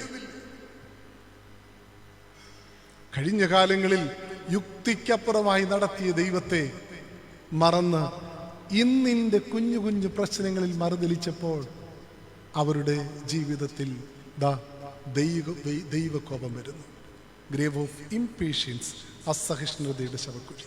ഇവിടെയാണ് ഇസ്രയേലിൻ്റെ പാളയത്തിൽ ദൈവം കൂട്ടദുരന്തം വഹിച്ചത്. നമ്മുടെ ജീവിതത്തിൽ ക്രൈസ്തവ സാക്ഷി നഷ്ടപ്പെടുന്ന എവിടെയാണ്? അത്ഭുതകരമായി വഴി നടത്തിയ ദൈവത്തെ മറന്ന് ഇന്നിൻ്റെ കൊച്ചു പ്രശ്നങ്ങളിൽ മറുതലിക്കുമ്പോൾ നമ്മുടെ ജീവിതത്തിൽ ദൈവം കാണില്ല. പ്രിയമുള്ളവരെ, ഇവിടെ നരച്ച ആളുകൾ അധികമില്ല. കോവിഡൊക്കെ ആയതുകൊണ്ട് പ്രോട്ടോക്കോൾ അനുസരിച്ച് അധികം പേര് വന്നിട്ടില്ല. നിങ്ങൾ അവരോടൊന്ന് ചോദിച്ചു നോക്കണം. കഴിഞ്ഞകാല ജീവിതത്തെപ്പറ്റി അവർ വാചാലരാകും. എന്തെല്ലാം പ്രശ്നങ്ങളിലൂടെ ഞങ്ങൾ കടന്നുപോയവരാണെന്നറിയാമോ? കൂട്ടുകുടുംബ വ്യവസ്ഥിതിയിൽ ഇത്രയും സാമ്പത്തിക സാഹചര്യം ഇല്ലാതിരുന്ന കാലഘട്ടങ്ങളിൽ കാർഷിക വൃത്തിയിൽ ഞങ്ങൾ അനുഭവിച്ച പ്രയാസങ്ങൾ, ബുദ്ധിമുട്ടുകൾ, അതൊക്കെ അവിടെയൊക്കെ ദൈവം നടത്തി ശരിക്കും. അതുകൊണ്ട് അച്ചോ, ഇന്നത്തെ പ്രശ്നം ഞങ്ങൾക്കൊരു പ്രശ്നമല്ല. കഴിഞ്ഞ കാലങ്ങളിൽ അത്ഭുതകരമായി വഴി നടത്തിയ ദൈവമാണ് ഞങ്ങളുടെ മുൻപിലുള്ളത്. അതുകൊണ്ട് ഇന്നിൻ്റെ വഴിയാത്രയുടെ കുഞ്ഞു കുഞ്ഞു പ്രശ്നങ്ങൾ ഞങ്ങൾക്കൊരു പ്രശ്നങ്ങളേ അല്ല. നമ്മളോ ഏതായാലും നമ്മുടെ പഴയ തലമുറയുടെ അത്രയും പ്രശ്നങ്ങളോ പ്രയാസങ്ങളോ നമുക്കുണ്ടോ? അത്രയും വലിയ കൂട്ടുകുടുംബ വ്യവസ്ഥിതിയാണോ? അവരെക്കാൾ ബുദ്ധിപരമായിട്ട് നമ്മൾ വളർന്നു. വേദശാസ്ത്രം നമുക്കറിയാം. പള്ളിയിൽ നമ്മൾ മുൻപന്തിയില്ല. ആത്മീയ കാര്യങ്ങൾ സജീവര, സാമ്പത്തിക ഭദ്രതയുണ്ട്. പക്ഷെ ഞാൻ ചോദിക്കട്ടെ, കുഞ്ഞു കുഞ്ഞു പ്രശ്നങ്ങളിൽ ഇന്ന് നമ്മൾ അടിപതറിപ്പോകുന്നില്ലേ? അവിടെ എവിടാ നമ്മുടെ ജീവിതത്തിൽ ദൈവമുള്ളത്? നമ്മുടെ പഴയ തലമുറ അവരുടെ ജീവിതത്തിന്റെ ശോധനകളിലൊന്നും അവർ അടിപതറിപ്പോയില്ല. സഭയുടെ ആരാധനകളും അനുഷ്ഠാനങ്ങളിലും രൂഢമൂലമായി ജീവിച്ചു. നോമ്പനുഷ്ഠാനങ്ങൾ, ആരാധന കേന്ദ്രീകൃതമായ ജീവിതം, കുമ്പിടിയിൽ യാമപ്രാർത്ഥനകൾ, അതിലൂടെ അവർ തങ്ങളുടെ ജീവിതത്തിന്റെ പ്രശ്നങ്ങളെ അതിജീവിച്ചു. ഇന്നോ അവരെക്കാൾ വാചാപ്രാർത്ഥന നമുക്കറിയാം, പ്രസംഗിക്കാൻ അറിയാം. പക്ഷേ ജീവിതത്തിന്റെ കുഞ്ഞു പ്രശ്നങ്ങളിൽ നിരാശരായി പോവുക, മറുതലിക്കുകയാണ്. ക്രൈസ്തവ ജീവിതത്തെ ചോദ്യം ചെയ്യുക. എന്ത് ആത്മീയതയാണ് നമ്മുടെ ജീവിതത്തിൽ? പ്രിയമുള്ളവരെ, ഇസ്രയേൽ പാളയത്തിന്റെ കൂട്ടദുരന്തം വഴി നടത്തിയ ദൈവത്തെ മറന്ന് ഇന്നിന്റെ വഴിയാത്രയെ പറ്റി മറുതലിച്ചതാണ്. പോട്ടെ, നമ്മുടെ പഴയ തലമുറയെ വിട്ടുകള, നമ്മുടെ ജീവിതത്തെ പറ്റി ഒന്ന് ചിന്തിച്ചു നോക്ക, നിങ്ങളൊന്ന് ധ്യാനിച്ചു നോക്ക. യുക്തിക്കപ്പുറമായി നിങ്ങളിൽ ഇടപെട്ടൊരു ദൈവമില്ലേ കഴിഞ്ഞ കാലങ്ങളിൽ? കൂലം കുത്തി ഒഴുകുന്ന ചെങ്കടല് പോലെയുള്ള പ്രശ്നങ്ങളിൽ ഉണങ്ങിയ നിലത്തൂടെ സേഫായിട്ട് നിങ്ങളെ നടത്തിയില്ലേ ദൈവം? കനല് പോലെയുള്ള ചുട്ടുപഴുത്ത പാറയിൽ നിന്ന് പ്രത്യാശയുടെ വെള്ളം നിങ്ങൾക്ക് ഒഴുക്കി തന്നിട്ടില്ലേ? നിങ്ങൾ തന്നെ പറയത്തില്ലേ, യുക്തിക്കനുസരിച്ചത് എങ്ങനെ നടന്നെന്നറിയത്തില്ല. നിങ്ങളുടെ രോഗങ്ങളായിരിക്കാം, സാമ്പത്തിക പ്രശ്നങ്ങളായിരിക്കാം, മക്കളുടെ വിവാഹമായിരിക്കാം, മക്കളെ പറ്റിയുള്ള ആശങ്കകളായിരിക്കാം, കുടുംബജീവിതത്തിന്റെ പ്രശ്നങ്ങളായിരിക്കാം, ഒരിക്കലും പരിഹരിക്കപ്പെടുകയില്ല എന്ന് ചിന്തിച്ച ഇടങ്ങളിൽ ദൈവം കൈവെള്ളെ കൊണ്ട് തന്നില്ലേ? ഇസ്രയേലിന് കഴിഞ്ഞ കാലങ്ങൾ കൊടുത്തതുപോലെ നിങ്ങൾ തന്നെ പറഞ്ഞിട്ടില്ലേ, എൻ്റെ ദൈവമേ ഇതെങ്ങനാ തമ്പുരാൻ കർത്താവിന്റെ കൈവെള്ളെ കൊണ്ട് തന്നതെന്ന്? മറ്റെങ്ങും പോണ്ട. ഇന്നിന്റെ കുഞ്ഞു കുഞ്ഞു പ്രശ്നങ്ങളിൽ അടിപതറിപ്പോകാതെ ഇരിക്കാൻ നിങ്ങൾ നിങ്ങളുടെ ജീവിതത്തിലേക്ക് മാത്രം തിരിഞ്ഞു നോക്കിയാൽ മതി. എത്ര അത്ഭുതകരമായി, എത്ര അനുഗ്രഹകരമായി നടത്തിയൊരു ദൈവം. 71-ാം സങ്കീർത്തനം വൃദ്ധനായ ദാവീദിന്റെ കീർത്തനമാണ്. ദാവീദിനെ പോലെ പ്രശ്നങ്ങളിലൂടെ കഴിഞ്ഞ കാലങ്ങളിൽ ജീവിതത്തിൽ പോയിട്ടുള്ള മനുഷ്യരില്ല. ഗോലിയാത്തിന്റെ മുൻപിൽ ഒരു കൊച്ചു കവിണയായി, ഒരു ബാലനായി നിന്ന സമയം മുതൽ താൻ രാജാവായപ്പോൾ തൻ്റെ മകൻ തനിക്കെതിരെ തിരിഞ്ഞ് ഉപജാപക വൃന്ദത്തെ സൃഷ്ടിച്ച കാലം വരെയുള്ള കാലഘട്ടം എന്തെല്ലാം പ്രശ്നങ്ങളിലൂടെയാണ് കടന്നുപോയത്. അതെല്ലാം ഓർത്തുകൊണ്ട് ദാവീദ് എഴുതുന്ന സങ്കീർത്തനമാണ്. വൃദ്ധനായപ്പോൾ ദാവീദിന് ചില പ്രശ്നങ്ങളൊക്കെ ഉണ്ടായിരുന്നു. ഒരല്പസമയം ദാവീദ് ഒന്ന് ചഞ്ചലചിത്തനായി പോയി. എങ്ങനെ ഈ പ്രശ്നങ്ങളെ നേരിടും, എങ്ങനെ ഈ പ്രയാസങ്ങളെ അതിജീവിക്കും? ആ സമയത്താണ് ദാവീദ് ഒന്ന് തിരിഞ്ഞു നോക്കുന്നത്. തൻ്റെ ശൈശവം മുതൽ ഇന്ന് വരെയുള്ളൊരു കാലഘട്ടം ദാവീദ് അങ്ങനെ ഓർത്തുകൊണ്ട് എഴുതുന്ന സങ്കീർത്തനമായി 71-ാം സങ്കീർത്തനം. ദാവീദ് ചിന്തിച്ചു, ദൈവമേ, യുക്തിക്കപ്പുറമായി നീ എന്നിൽ ഇടപെട്ടില്ലേ? ഞാൻ ചിന്തിച്ചതിനപ്പുറമായി നീ എൻ്റെ ജീവിതത്തിൽ ഇടപെട്ട് എൻ്റെ ജീവിതത്തെ അനുഗ്രഹിച്ചില്ലേ? ദാവീദ് ഇതിന്റെ 6-ാം വാക്യത്തിൽ പറയുന്നുണ്ട്, അനവധി ദൈവമേ, ശൈശവം മുതൽ നീ എന്നെ ഒരു അത്ഭുതമാക്കി മാറ്റിയിരിക്കുന്നു, ഒരു മിറക്കിളാക്കി മാറ്റിയിരിക്കുന്നു. അവസാനം ഈ സങ്കീർത്തനത്തിന്റെ എസെൻസ് എന്ന് പറയുന്നത് 20-ാം വാക്യമാണ്. ദാവീദ് അവിടെ പറയുന്നുണ്ട്, അനവധി കഷ്ടങ്ങളും ഭാരങ്ങളും കാണുമാറാക്കിയവനെ നീ ഞങ്ങളെ വീണ്ടും ജീവിപ്പിക്കും. അനവധി കഷ്ടങ്ങളും ഭാരങ്ങളും കാണുമാറാക്കിയവനെ നീ ഞങ്ങളെ വീണ്ടും ജീവിപ്പിക്കും. എന്തെല്ലാം കഷ്ടങ്ങളിലൂടെ ഞാൻ കടന്നുപോയി. അന്നൊക്കെ ഒരു മിറക്കിളായിട്ട് എന്നെ മാറ്റിയ ദൈവം ഇന്ന് വാർദ്ധക്യത്തിൻ്റെ കുഞ്ഞു കുഞ്ഞു പ്രശ്നങ്ങളേ ഉള്ളൂ. ഇവിടെ എൻ്റെ ദൈവം എന്നെ കരുതില്ലേ? പ്രിയമുള്ളവരെ, ജീവിതത്തിൽ വഴി നടത്തിയ ദൈവത്തെ ഓർത്ത് ഇന്ന് നിങ്ങൾക്ക് ചില പ്രശ്നങ്ങൾ കാണുമായിരിക്കാം.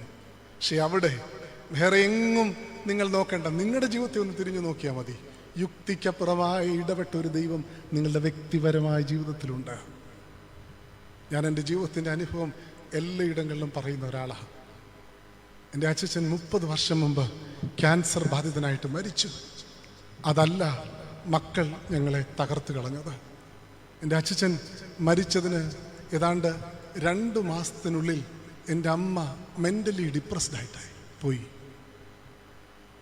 അമ്മ പള്ളിയിലെ മർത്തമറി സമാജത്തിൻ്റെ സെക്രട്ടറിയാണ്. ആത്മീയ കാര്യങ്ങളിലൊക്കെ ഓടി നടന്ന ആളാണ്.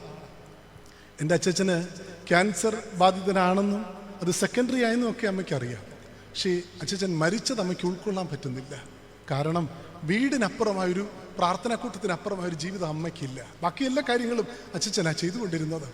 അതുകൊണ്ട് അച്ഛൻ മരിക്കുമെന്ന് അറിഞ്ഞെങ്കിലും പക്ഷെ മരിച്ചു എന്നുള്ളത് ഫേസ് ചെയ്യാൻ അമ്മയ്ക്ക് പറ്റാത്തത് കൊണ്ടായിരിക്കാം ഒരു എസ്കേപ്പിസം പോലെ അമ്മ മെൻ്റലി ഡിപ്രസ്ഡ് ആയത്. മെൻ്റലി ഡിപ്രസ്ഡ് ആയതല്ല അമ്മ ശരിക്കും, അതിനപ്പുറം ഒരു മാനസിക രോഗിയെപ്പോലെ തന്നെയായി. നിങ്ങൾ ആലോചിച്ച് നോക്കിക്കോണം. ഒരു സൈഡിൽ അച്ഛൻ മരിച്ചു, മറു സൈഡിൽ അമ്മ മാനസിക രോഗി കണക്ക്. പള്ളി എന്ന് പറഞ്ഞ് നടന്ന ഒരു സ്ത്രീ പിന്നീട് പള്ളിയിൽ പോയിട്ടില്ല, പ്രാർത്ഥനാക്കൂട്ടത്തിന് ഇറങ്ങിയിട്ടില്ല, വീടിന് പുറത്തിറങ്ങില്ല. എപ്പോഴെങ്കിലും മുറിക്ക് പുറത്തിറങ്ങുന്നത് ഭക്ഷണം കഴിക്കാൻ വേണ്ടി മാത്രമാണ്. ഒരിക്കൽ പോലും ഒരു വാക്കുകൊണ്ട് പോലും ഞങ്ങളെ നോവിക്കാത്ത അമ്മ ആ സമയത്ത് ഞങ്ങളെ വിഷമിപ്പിച്ചതിന് കയ്യും കണക്കുമില്ല. എൻ്റെ അച്ഛൻ ഡിഫൻസിലായിരുന്നു. അത് കഴിഞ്ഞ് ഇലക്ട്രിസിറ്റി ബോർഡ് ഉദ്യോഗസ്ഥനായിരുന്നു. ഫാമിലി പെൻഷൻ്റെ പേപ്പർ അമ്മ ഒന്നും പോയി തയ്യാറാക്കില്ലല്ലോ. അതുകൊണ്ട് എൻ്റെ മൂത്ത സഹോദരിയായിരുന്നു എല്ലാം കൊണ്ടുപോയി തയ്യാറാക്കിയത്. അതിനുശേഷം അമ്മയുടെ സിഗ്നേച്ചർ വേണം. അമ്മയുടെ കയ്യിൽ കൊടുത്തപ്പോൾ അമ്മ എന്നെ ചെയ്തെന്നറിയാമോ? അത് ചുരുട്ടിക്കൂട്ടി അവിടെ മുഖത്തേക്ക് വലിച്ചെറിഞ്ഞു. നിങ്ങൾ വാവിട്ട് കരഞ്ഞുപോയി. എന്നാ ചെയ്യാനാ? ജീവിതം ഒരു ചോദ്യചിഹ്നം പോലെ, ഒരു കട്ടപ്പുകയാകുന്ന ഒരവസ്ഥ. ആരോടെങ്കിലും പറയാൻ പറ്റുമോ? ഞങ്ങളുടെ ഗുരുതുല്യനായ ഒരു TC ജോണച്ചൻ അറിയാം, ഏറ്റവും അടുത്ത ബന്ധുക്കൾക്കറിയാം, മറ്റാർക്കും അറിയില്ല. പറഞ്ഞാൽ ഒരുപക്ഷെ ചിലർക്കെങ്കിലും പരിഹസിക്കാൻ ഒരു കാരണമായി. ആ സമയത്ത് അനുഭവിച്ച വിഷമങ്ങൾ, പ്രയാസങ്ങൾക്ക് കയ്യും കണക്കുമില്ല. അന്ന് പ്രാർത്ഥിച്ചതുപോലെ ജീവിതത്തിൽ പിന്നീടൊന്നും പ്രാർത്ഥിച്ചിട്ടുണ്ടോ എന്നും എനിക്കറിയില്ല. ജീവിതത്തിൽ എന്ത് ചെയ്യും? അന്ന് എൻ്റെ 2 സഹോദരിമാരുടെ വിവാഹം നടന്നിട്ടില്ല.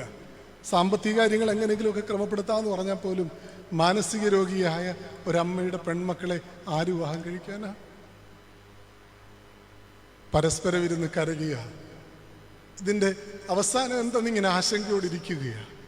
പക്ഷെ പ്രിയമുള്ളവരെ, ഒരു സാക്ഷ്യം കണക്കാണ് ഞാൻ പറയുന്നത്. എൻ്റെ അച്ഛൻ്റെ 1ാമത്തെ ചരമവാർഷികത്തിന് 2 ആഴ്ച മുമ്പ് എൻ്റെ അമ്മ സാധാരണഗതിയിലായി. എങ്ങനെയാണെന്നറിയത്തില്ല. യുക്തി അനുസരിച്ച് ചിന്തിച്ചാൽ നടക്കില്ല.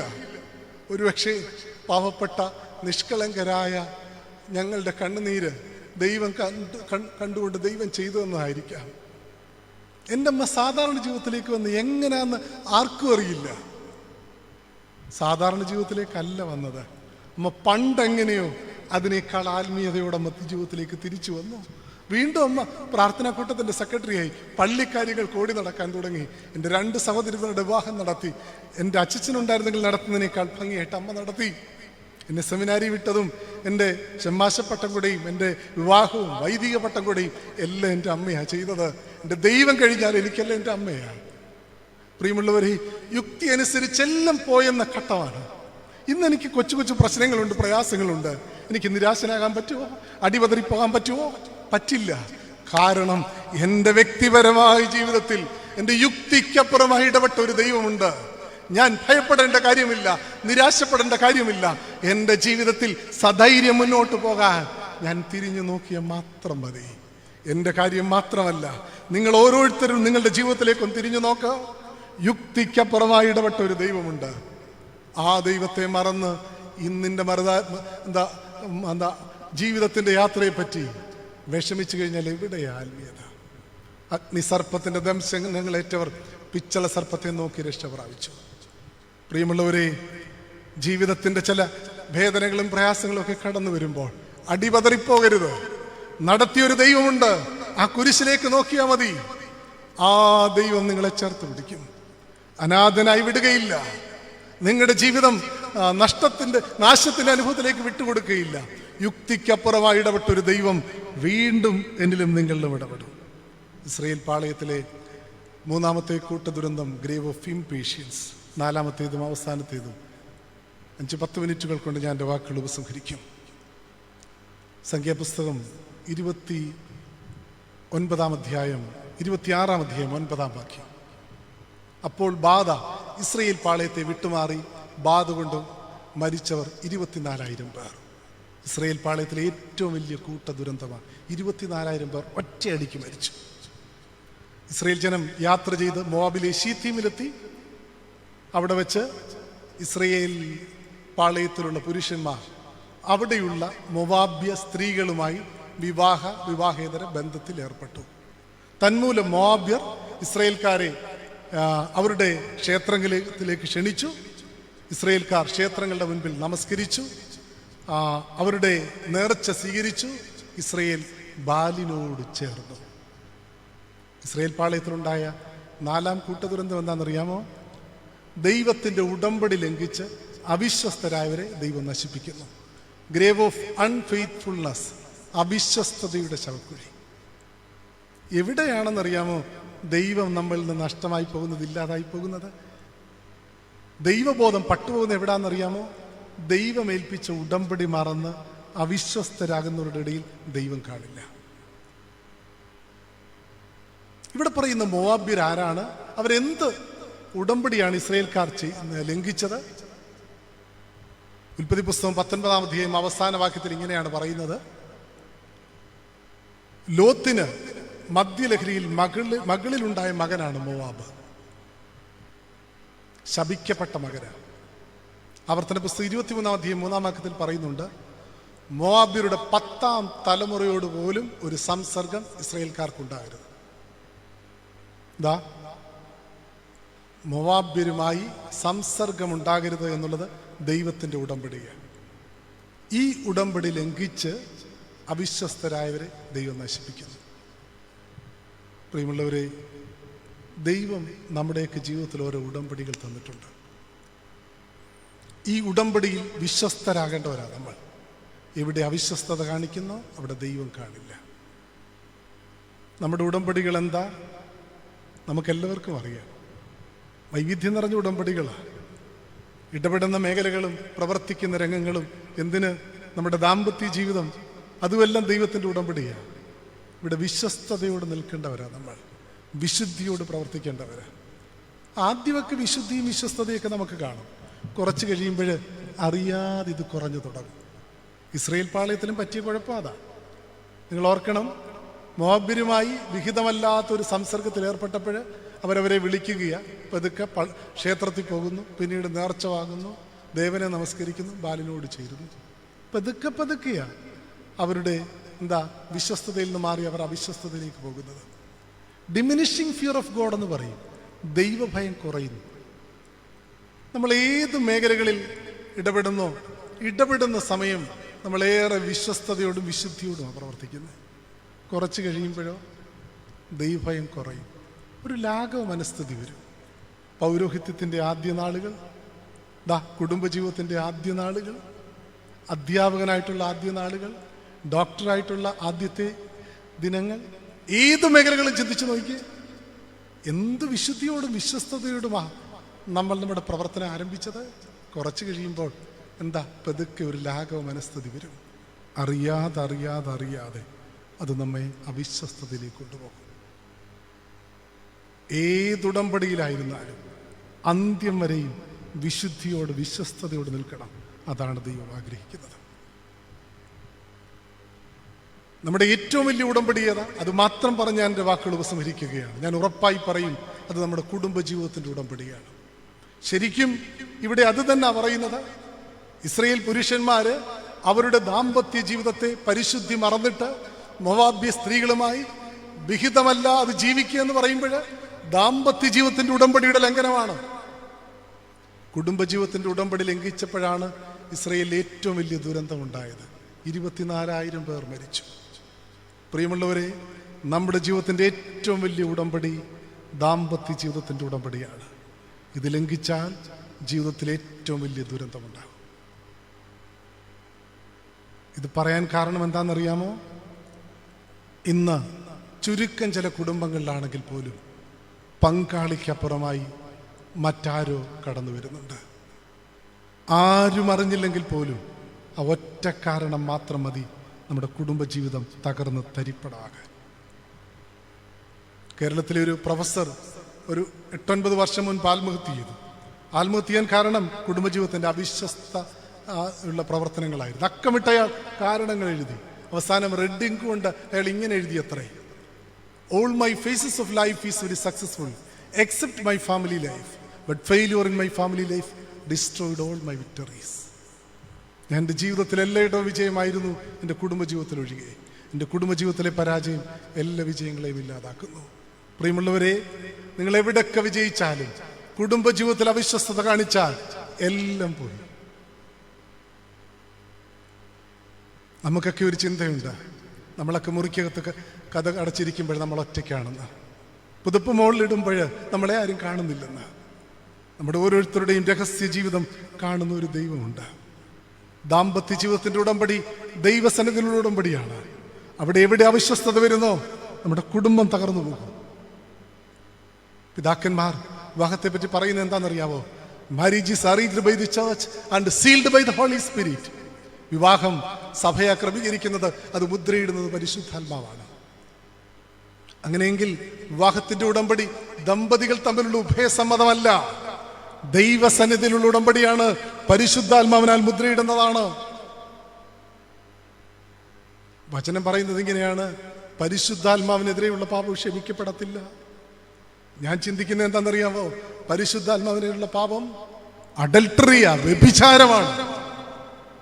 പങ്കാളിക്കപ്പുറമായി ആരെങ്കിലും ജീവിതത്തിൽ കടന്നു വന്നാൽ അത് പരിശുദ്ധാത്മാവിനെതിരെയുള്ള പാപമാണ്. വേദപുസ്തകത്തിൽ ലാവണ്യമുള്ള ഒരു കഥാപാത്രമുണ്ട്, യൗസേപ്പ്. അയാൾ പൊത്തിഫേറിന്റെ ഭവനത്തിലാകുന്നു. പൊത്തിഫേറിന്റെ ഭാര്യ അയാൾ തന്നോടൊപ്പമാകാൻ ക്ഷണിക്കുകയാണ്. നിങ്ങൾ ആലോചിച്ച് നോക്കിക്കോണം, യജമാനൻ കൂടെയില്ല, അന്യസ്ഥലത്താണ്. ഈജിപ്ഷ്യൻ സ്ത്രീകൾ സുന്ദരികളാണ്. അകമ്പടി നായകന്റെ ഭാര്യ എന്ന് പറയുമ്പോൾ അതീവ സുന്ദരിയായിരിക്കണം. അതീവ സുന്ദരിയായ ഒരു സ്ത്രീ യജമാനത്തിയാണ് ഒരു കൗമാരക്കാരനെ തന്നോടൊപ്പമാകാൻ ക്ഷണിക്കുന്നത്. അപ്പനും സഹോദരങ്ങളും കൂടെയില്ലല്ലോ. ഇംഗ്ലീഷിൽ ഒരു ചൊല്ലുണ്ട്, when in Rome do was Romans. റോമിൽ ചെന്ന റോമക്കാരെ പോലെ ജീവിക്കാവുന്നത്. മിസ്രൈം എന്ന സ്ഥലം ഈ കുടുംബബന്ധങ്ങൾക്ക് വില കൊടുക്കാത്ത നാടാ. എങ്ങനെയൊക്കെ ജീവിച്ചു പോകുന്നവരാ. അപ്പനും സഹോദരങ്ങളുമില്ല, വേറൊരു സ്ഥലത്താ. അങ്ങനെയെങ്കിൽ ആ സ്ഥലത്തിന്റെ രീതി അനുസരിച്ച് വേണേ ജീവിക്കാമല്ലോ. ജോസഫ് അങ്ങനെ ചിന്തിക്കുന്നില്ല. സുന്ദരിയായ ഒരു സ്ത്രീ തന്നെ വിളിക്കുന്നത് യജമാനത്തിയ. യജമാനത്തിന്റെ ഇഷ്ടമനുസരിച്ച് പ്രവർത്തിച്ചാൽ തനിക്ക് നല്ലതാ. തൻ്റെ പ്രവർത്തനങ്ങൾ, തൻ്റെ ജീവിതം കുറച്ചുകൂടെ സേഫാകും. തനിക്കിഷ്ടമില്ലെങ്കിലും ഒന്ന് നിന്നു കൊടുത്താൽ എന്താ, തൻ്റെ നിലനിൽപ്പിന് വേണ്ടി. ജോസഫ് ആ സമയത്ത് പറഞ്ഞൊരു വാക്യം എന്താ, ചാട്ടുളി പോലെ നമ്മുടെ നെഞ്ചിൽ വരുന്നത്. അതെനിക്ക് തോന്നുന്നു ഇംഗ്ലീഷ് തർജ്ജിമയാ കൃത്യമായിട്ടുള്ളത്.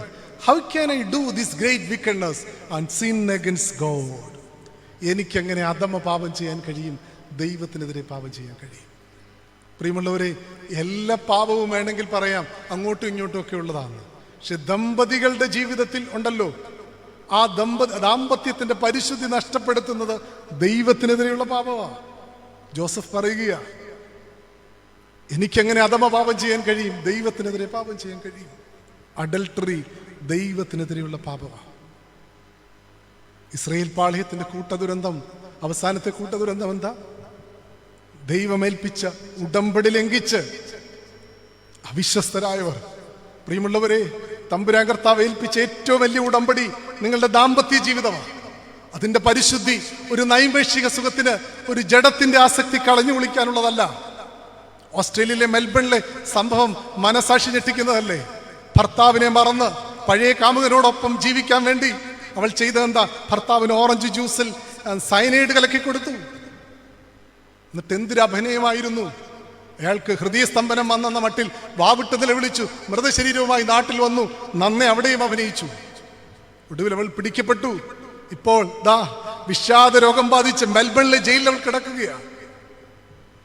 പ്രിയമുള്ളവരെ, നമ്മുടെ ജീവിതത്തിന്റെ ഏറ്റവും വലിയ ഉടമ്പടി ദാമ്പത്യ ജീവിതത്തിന്റെ ഉടമ്പടിയാണ്. ഇത് ലംഘിക്കരുതേ. ഇത് ലംഘിച്ച നമുക്ക് മാത്രമല്ല, തലമുറകൾക്ക് നാശമാണ്. ഇവിടെ ഇതാ വേദപുസ്തകം പറയുന്നത് ഇങ്ങനെയാണ്: അവരും അവരുടെ കുടുംബങ്ങളും നശിച്ചെന്നാ പറയുന്നത്. ദാമ്പത്യ ജീവിതത്തിന്റെ വിശുദ്ധി നഷ്ടപ്പെട്ടാൽ തലമുറകൾക്ക് നാശമാണ്. ഇന്നിന്റെ നമ്മുടെ പ്രശ്നം സാമ്പത്തികമാണോ, രോഗങ്ങളാണോ? അല്ലല്ലോ. മക്കളെ കൊണ്ടുള്ള പ്രശ്നങ്ങളല്ലേ. സാമ്പത്തികം കാലം കഴിയുമ്പോൾ മാറും, രോഗങ്ങൾ, മെഡിക്കൽ സയൻസ് വളർന്നു. പക്ഷെ മക്കളുടെ ചുവട് വഴച്ചാലോ? അതിന് കാരണം നമ്മളാണോ എന്ന് ചിന്തിക്കണം. നമ്മൾ ചൊല്ലിക്കൊടുക്കുന്നതല്ല, കാണിച്ചു കൊടുക്കുന്നതാ കുഞ്ഞുങ്ങൾ അനുകരിക്കുന്നത്. എൻ്റെ വാക്കുകൾ ഞാൻ ഉപസംഹരിക്കുകയാണ്. ഉടമ്പടി ലംഘിച്ച അവിശ്വസ്തരായവർക്ക് ഇസ്രയേൽ പാളയത്തിന് വലിയ നാശം സംഭവിച്ചിരിക്കുകയാണ്. ഇവിടെ ഫിൻഹാസിന്റെ വാള് മൂലം ഇസ്രയേലിൽ നിന്ന് രക്ഷയുണ്ടാകുകയാണ്. പ്രിയമുള്ളവരെ, വചനമെന്ന വാൾ നമ്മുടെ ഹൃദയത്തെ കീറിമുറിക്കട്ടെ. ഏത് മേഖലകളിലായിക്കൊള്ളട്ടെ, അവിശ്വസ്തരാകേണ്ടവരല്ല, വിശ്വസ്തതയുടെ അന്ത്യം വരെ ജീവിക്കാനാണ് തമ്പുരാൻ കർത്താവ് വിളിച്ചിരിക്കുന്നത്. 4 കാര്യങ്ങളാണ് ഞാൻ പറഞ്ഞത്. 1, ഗ്രേവ് ഓഫ് ഗ്രീഡ്, ആർത്തിയുടെ ശവക്കുഴി. 2, ഗ്രേവ് ഓഫ് റെബലിയൻ, കലഹത്തിന്റെ ശവക്കുഴി. 3, ഗ്രേവ് ഓഫ് ഇംപേഷ്യൻസ്, അസഹിഷ്ണുതയുടെ ശവക്കുഴി. 4, ഗ്രേവ് ഓഫ് അൺഫെയ്ത്ത്ഫുൾനെസ്. ഈ കൂട്ടർക്ക് കനാനി കയറാൻ കഴിഞ്ഞിട്ടില്ല. ആർത്തിയുള്ള ഇടങ്ങളിൽ ദൈവമില്ല. കലഹത്തിന്റെ ഇടങ്ങളിൽ ദൈവം കാണില്ല. മറുതലിപ്പിന്റെ ഇടങ്ങളിൽ ദൈവം കാണില്ല. അവിശ്വസ്തരുടെ ഇടങ്ങളിൽ ദൈവം കാണില്ല. പിന്നെ ആരാ കനാനിലെത്തിയത്? യോശുവായും കാലേബിനോടൊപ്പം ഇസ്രയേലിന്റെ പുതിയ തലമുറ കനാനിൽ ചെല്ലുന്നു. പഴയ തലമുറയ്ക്ക് കനാനില്ല. വചനം പറയുന്നുണ്ട്, ഒരുവൻ ക്രിസ്തുവിലായാൽ അവൻ പുതിയ സൃഷ്ടിയാണ്. പുതു സൃഷ്ടിയുടെ അനുഭവം ഉണ്ടാകണം. അവിശ്വസ്തതയുടെ ആർത്തിയുടെ അനുഭവമല്ല, ദൈവം തരുന്ന നന്മകളിൽ തൃപ്തിയോടുള്ളതാണ് പുതിയ സൃഷ്ടിയുടെ അനുഭവം. കലഹത്തിന്റെ അനുഭവമല്ല, ഐക്യത്തിന്റെ സാക്ഷ്യമാണ് ദൈവസന്നിധിയിൽ നിലനിർത്തേണ്ടത്. അസഹിഷ്ണുതയുടെ ഇടമല്ല, കഴിഞ്ഞ കാലങ്ങളിൽ ഇടപെട്ട ദൈവത്തെ മനസ്സിലോർത്തുകൊണ്ട് ജീവിതത്തെ അത്ഭുതമാക്കുകയാണ് വേണ്ടത്. അവിശ്വസ്തതയുടെ അനുഭവമല്ല, വിശ്വസ്തയോടുകൂടി ദൈവസന്നിധിയിൽ നിലകൊള്ളുകയാണ് വേണ്ടത്. പഴയ തലമുറ കനാനിൽ ചെല്ലുന്നില്ല. ഈ 4 രീതികളും നമ്മുടെ ജീവിതത്തിൽ കാണില്ല. പക്ഷെ ഒരു കാര്യം ഉറപ്പാ, ഒന്നെങ്കിലും ജീവിതത്തിലുണ്ട്. ജീവിതം തൃപ്തിയില്ലാത്തതാണോ? ജീവിതം കലഹത്തിൻ്റെ ഇടങ്ങളാണോ? ജീവിതം ദൈവം തരുന്ന നന്മകളെയൊക്കെ മറന്ന് ഇന്നിൻ്റെ കുഞ്ഞു പ്രശ്നങ്ങളിൽ നിരാശചിത്തരായി ദൈവബോധമില്ലാതെ ജീവിക്കുന്ന ഇടങ്ങളാണോ? അതോ ആരും അറിയാത്ത ചില അവിശ്വസ്തരുടെ ഇടങ്ങൾ ജീവിതത്തിലുണ്ടോ? ഒന്ന് വിചിന്തനം ചെയ്യാം. ഈ പെരുന്നാളിൻ്റെ പുണ്യദിനങ്ങളിൽ സ്വയം ആത്മശോധന ചെയ്ത് തിരുത്തി ദൈവത്തോടൊപ്പമാകുവാൻ ദൈവത്തിൻ്റെ പരിശുദ്ധാത്മാവ് അനുഗ്രഹിക്കട്ടെ.